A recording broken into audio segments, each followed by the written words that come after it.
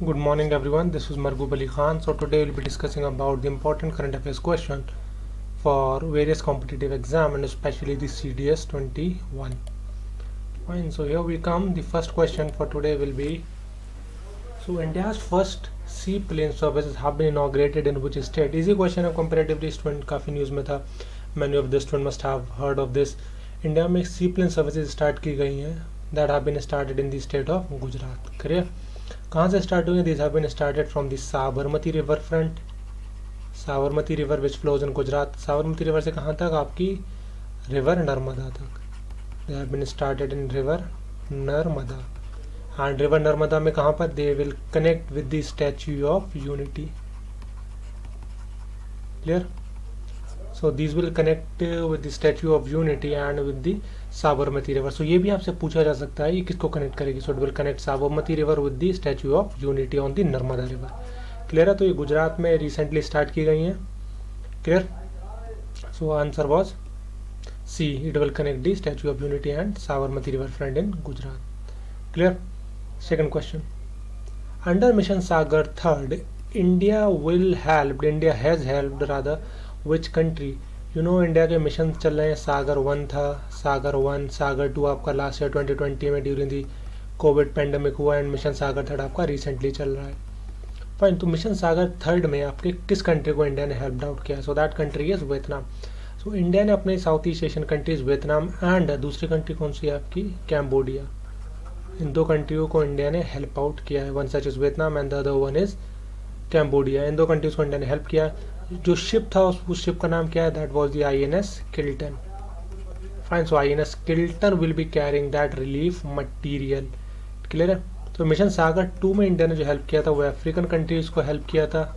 Fine, because of उनके लिए भी सपोर्ट मटेरियल दिया गया था and for the Covid pandemic की हेल्प भी की गई थी उनमें, and because of Covid pandemic and also relief material. Clear है? तो वियतनाम एंड कम्बोडिया को इंडिया ने हेल्प आउट किया था. Fine. India has sent 15 tons of flood support material to Vietnam and Cambodia under Mission Sagar third. और कौन सा ship carry कर रहा है? That is the INS Kiltan. Clear है? Hope it is correct. Next question, who is the head of defence acquisition council? Quite easy question, बहुत बार CDS में पूछा गया और वेरियस एग्जाम्स में. Who is the head of defence acquisition council? इसका हेड कौन है? Other is prime minister, army general, defence और चीफ ऑफ डिफेंस स्टाफ. सी, तो the head of defence acquisition council is the defence minister. Recently बहुत ज़्यादा news में, क्योंकि इंडिया ने बहुत ज़्यादा डिफेंस से रिलेटेड डील की है. इंडिया ने आपकी तेजस एयरक्राफ्ट की डील साइन की है. 83 तेजस जो हम ले रहे हैं. आकाश मिसाइल सिस्टम को हम इंपोर्ट कर रहे हैं अपने फ्रेंडली कंट्रीज़ को. ठीक है? इंडिया आकाश मिसाइल सिस्टम को बेच रहा है, बेसिकली एक्सपोर्ट कर रहा है. सॉरी, फाइन, एक्सपोर्ट मतलब दूसरी कंट्री को सेंड इन कर रहा है. तो काफ़ी ज़्यादा न्यूज़ में था. और ऑब्वियसली इस टाइम हमारे बॉर्डर डिस्प्यूट चल रहे हैं, तो इंडिया काफ़ी ज़्यादा मिलिट्री हार्डवेयर को खरीद रहा है. Thousands of crore of rupees के military hardware India is buying from different nation. So it was very much in news. तो who has the defence acquisition council? It is defence minister. Clear? Next question, so this is the defence acquisition council is headed by the union defence minister. And recently army के लिए, आपके military के लिए 27,000 करोड़ की spending को किया गया है. ठीक है? उससे ज़्यादा भी इंडिया ने अभी तेजस विमान, तेजस प्लेन्स के लिए ऑर्डर प्लेस किया है. उसके बाद अभी फिर आई है इंडियन एयरफोर्स के लिए इन्होंने 114 एयरक्राफ्ट बॉट कर रहे हैं, जिसमें आपके US ने क्लियरेंस दे दी F-21 लॉकहीड मार्टिन के, और बोइंग के प्लेन्स भी आपके इस बार पार्टिसिपेट करेंगे, जो उसकी ट्रायल्स होंगे. इंडियन गवर्नमेंट किसको लेगी, किस प्लेन्स को. क्लियर है? Next question, Kalaripayattu which was recently use. Kalaripayattu काफ़ी न्यूज़ में रहता है और है, पता होगा ऑलरेडी. ये किस स्टेट की एक martial art form? It is actually a martial art forms. So it is a martial art form. ये किस स्टेट को बिलोंग करता है? बहुत लोगों को, स्टूडेंट्स को पता भी होगा. That it belongs to the state of Kerala. एक मार्शल आर्ट्स की फॉर्म है जो कि फेमस है, काफ़ी बेटर बढ़िया मार्शल आर्ट्स की फॉर्म है, वर्ल्ड रेनाउंड है. तो it is being done in the states of Kerala. ठीक है? कलारीपट्टू में देखा होगा वो पोल्स पे लटके होते हैं काले काले. They use to wear in black dress मतलब पूरी नहीं, एक नीचे ब्लैक पहने होते हैं और then they use to perform in. ठीक है? काफ़ी कॉम्प्लिकेटेड मार्शल आर्ट्स की फॉर्म है. Do keep in your mind. Fine, next. So answer B was correct. Next question, recently एक क्लाइमेट चेंज परफॉर्मेंस इंडेक्स आया है, CCPI climate change performance index. तो इसमें इंडिया की क्या रैंक थी?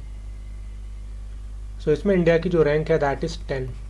CCPI जो क्लाइमेट चेंज परफॉर्मेंस इंडेक्स है उसमें इंडिया की जो रैंक थी that was 10 and it is being launched by the Greenwich non for NGO non for profit organisation and that belongs to Germany. Fine. तो ये नाम से पता लग रहा है इसमें क्या है आपका क्लाइमेट चेंज के लिए किस कंट्रीज ने कितना बेटर परफॉर्म किया है, that is it is being regarded for. So इसमें जो आपके क्राइटेरिया हैं वो GHGs हैं, ग्लोबल ग्रीन हाउस गैसेस को कंपेयर करना, ठीक है, एमिशंस को कंट्रोल करना है आपका, ठीक है, और इसी से रिलेटेड रिन्यूएबल एनर्जी में कंट्रीज़ ने कितना कुछ आपका स्टेप्स लिए हैं, ये सारी चीज़ें इसमें देखी गई थी। So India was ranked 10th into it। Fine. So climate change performance index was is launch release by the non for profit green watch, ठीक है ना। इसमें जो रिसेंट वो थे आप किस चीज़ पे देखा गया, that was the green house gases के एमिशंस को, renewable energies and then you have the renewable energies और एनर्जी यूज़ को कितना किया गया, क्योंकि because you know that the Paris climate agreement जो था उसमें आपके पेरिस क्लाइमेट एग्रीमेंट में स्टेप्स लिए गए थे कि वर्ल्ड का जो टेम्परेचर है वो 2 डिग्री सेंटीग्रेड से नहीं बढ़ना चाहिए, कम करना है उसको, बढ़ने से वो बढ़ेगा, इसको स्टेप्स लेने हैं कि इतना ना बढ़े। Fine, it should not increase with that 2 degree centigrade. तो आपका ये स्टेप में ये चीज़ लेगा। So India was ranked 10th into it। Fine. Next, recently काफ़ी न्यूज़ में था, ग्लोबल टीचर्स प्राइज अवार्ड 2020 किसको अवार्ड किया गया है, बहुत न्यूज़ में था। It is being awarded to Maharashtra के एक टीचर है belonging to the Solapur district, ठीक है, बहुत ज़्यादा न्यूज़ में था। सो ही इज़ रंजीत देसाले को मिला। He was a teacher in the government school of this. Steps क्या थे एक्चुअली, इन्होंने बहुत कुछ वहाँ पर क्रिएटिव किया है, उन्होंने टेक्नोलॉजी का यूज़ किया, ऑनलाइन लर्निंग हेल्प आउट किया, बच्चों को PPTs दिखाकर बेसिकली एक इंटरेस्टेड वे ऑफ इन्होंने टीचिंग किया। और दूसरा अच्छी बात ये थी when he won the prize, इन्होंने उसका 50% जो अदर पार्टीज जो इसमें और इनके कॉम्पिटिटर्स या अदर यू कैन से कि और जो लोग थे जिनको अवार्ड मिलना था, जो नॉमिनीज़ थे, 50% अमाउंट उन्होंने अपने नॉमिनीज़ को क्या था डिस्ट्रीब्यूट कर दिया कि ये सारे नॉमिनीज़ को मैं अपना 50% अमाउंट दूंगा, ठीक है। That was a really good part, उनके बेसिस पे अच्छी एक स्टेप तक इनिशिएटिव था उनका। फाइन। सो ये रंजीत देसाले आपके महाराष्ट्र सोलापुर को बिलोंग करते हैं। Fine, here it is written out Ranjit Disale who transform the life changes of the young girls at the school in Solapur Maharashtra. Fine. तो ये अवार्ड किसके थ्रू दिया जाता है, it is this award is being in collaboration with the UNESCO. आपका UNESCO के साथ collaboration में इस अवार्ड को गिवन किया जाता है। Fine. Next, Prasad is an initiative. Prasad एक स्कीम है, ये किस मिनिस्ट्री के अंडर में आता है? सो प्रसाद जो है आपका ये है pilgrimage rejuvenation fine and augmentation drive है ये, तो it comes under the ministry of tourism and culture, ठीक है। तो ये to keep in mind it comes under the Ministry of Tourism and Culture. It stands for pilgrimage rejuvenation. Fine, इसके लिए ये डिमांड है, you can see it is being for tourism industry, government of India tourism and culture ministry launch किया है। it stands for pilgrimage rejuvenation and spirituality augmentation drive. so basically pilgrimage से related है ये आपका, जितने लोग आपके अलग अलग इसमें वेरियस इंडिया की साइट्स हैं, पिलग्रिमेज साइट्स को इसमें रखा गया है। फाइन। नेक्स्ट, आर्कीवो observatory, it was a very big telescope, radio telescope था जो कि आर्कीवो टेलीस्कोप। ये किस कंट्री में भी एक्चुअली ये डिस्ट्रॉय हो गया, इसका वायर रप्चर कर गया था और वो पूरा स्ट्रक्चर जो है आपका वो कोलैप्स कर गया, पूरा सिग्निफिकेंट पोर्शन पूरा डिस्ट्रॉय हो चुका है, इसको वापस से रिबिल्ड किया जाएगा। Fine. It was the world's largest telescope. ये किस कंट्री में इंस्टॉल्ड था? सो आर्कीवो जो टेलीस्कोप था वो आपका पोर्टो रिको में था, न्यूज़ में था recently. It was one of the world's biggest telescope. तो ये कोलैप्स कर गया, इसका स्ट्रक्चर पूरा, वो वीडियो पढ़िए आप इफ़ यू विश लाइक देख सकते हैं, पूरा स्ट्रक्चर वो जो था वो कोलैप्स कर गया। And where is this Puerto Rico? Actually Puerto Rico is in the US की टेरिटरीज की आइलैंड्स है, वहाँ पर छोटे से आइलैंड्स में ये है पोर्टो रिको। और रिसेंटली पोर्टो रिको ने वोट किया that they wanted to remain with the USA। Actually it is not a full fledged territory, यहाँ के लोग वोट करते हैं कि that we wanted to remain with the USA। And तो US इसमें एक इनडायरेक्ट फॉर्म ऑफ कंट्रोल रखता है, ठीक ठीक है, because their citizen only wanted that they should remain with the US. Fine. So next ये बता दी मैंने already, it suffered a huge damage telescope and it is being in Puerto Rico. Clear है। नेक्स्ट बहुत ज़्यादा controversial था, news में था, आईआईएम अहमदाबाद का, आईआईएम मीन्स आईआईएम अहमदाबाद का एक डिसीजन था कि वो 14 डॉर्मेट्रीज आपके डिमोलिश कर देंगे। फाइन। क्योंकि जो आर्किटेक्ट हैं, कंट्रोवर्सी इसलिए थी क्योंकि जो ये आर्किटेक्ट थे, he was a world renowned architect, और उनकी ये सम ऑफ दी जो उनकी ये लास्ट, वो ही इज़ डेड, उनकी जो last some of these buildings जो उनकी रह गई हैं, तो उसके अगेंस्ट में काफ़ी ज़्यादा कुछ कंट्रोवर्सी क्रिएट हुई। आईआईएम अहमदाबाद के alumni and various other world renowned architect ने इसके अगेंस्ट में क्या हुआ, साइन किया था, इसके अगेंस्ट में पिटीशन है, उन्होंने साइन किया that they should not be demolish. So इसमें अल्टीमेटली बहुत कंट्रोवर्सी के बाद अहमदाबाद को ये डिसीजन को क्या हुआ, रिवर्ट बैक करना पड़ा, that they won't destroy this dormitories. इनका ये था इसको डिस्ट्रॉय करके नए स्ट्रक्चर्स बनाएंगे। फाइन। उनकी लाइफ हो चुकी थी क्योंकि बहुत पहले कंस्ट्रक्ट किए गए थे, 90th सेंचुरीज में, 90s 60s 70s के अराउंड को इनको कंस्ट्रक्ट किया गया था। And so it was the by Louis Kahn. आपका एग्जाम में पूछा जाएगा who is this, he was the Louis Kahn. ये अमेरिकन आपके आर्किटेक्ट थे, and he was an American architect. Clear है, ही वॉज आपके अमेरिकन आर्किटेक्ट।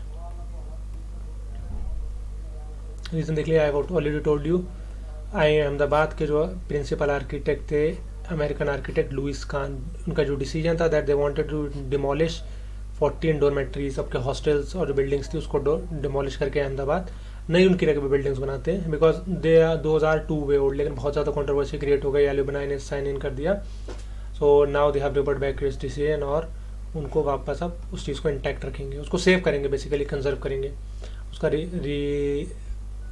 रिन्यू करवा देंगे उसको। Fine. Next, which cricketer has become the first batsman to hit 1000 sixes in T20। काफ़ी easy question है, आसानी से आपको पता चल जाएगा। रिसेंटली कौन से क्रिकेटर ने 1000 सिक्सेस हैं, ही इज़ दी क्रिस गेल। इकलौती यही एक बैट्समैन है वर्ल्ड में जो इतने सिक्सेस मार सकते हैं। बाकी विराट कोहली तो यूजुअली सिक्सेस ज़्यादा उतने नहीं मारते हैं, एंड नॉट मैक्सवेल। मैक्सवेल ने तो मैच ही नहीं खेले, क्रिस गेल ने तो बहुत ज़्यादा मैचेस खेले। Fine. So he is the Chris Gayle. Clear.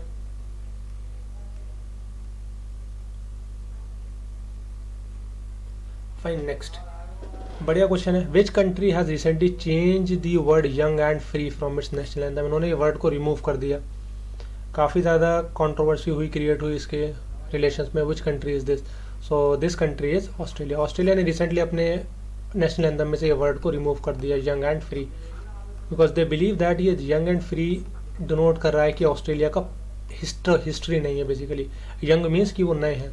सो इसलिए उन्होंने इसको रिमूव कर दिया कि that we have a strong historical background. Clear है। और फ्री क्या दिखा रहा, because you know that Australia was a territory of Britain, Britain की कॉलोनी थी, Australia was a colony of Britain. तो उन्होंने इस चीज़ वर्ड को रिमूव कर दिया कि it is showing that we are a recent country, हम नए हैं। तो उन्होंने नहीं, हम we are having a huge strong historical background, इसलिए इन्होंने इस वर्ड्स को आपका चेंज कर दिया। Who is the prime minister of Australia, he is Scott Morrison. Fine. Scott Morrison is the prime minister of Australia. Suddenly कोई वो नहीं, डिस्कशन नहीं हुआ, suddenly prime minister came up, Scott Morrison came up with the idea that we will change the word, we will actually remove these word young and free from our national anthem. Fine. So this is it from today's class. We'll have more of current affairs in the next coming videos.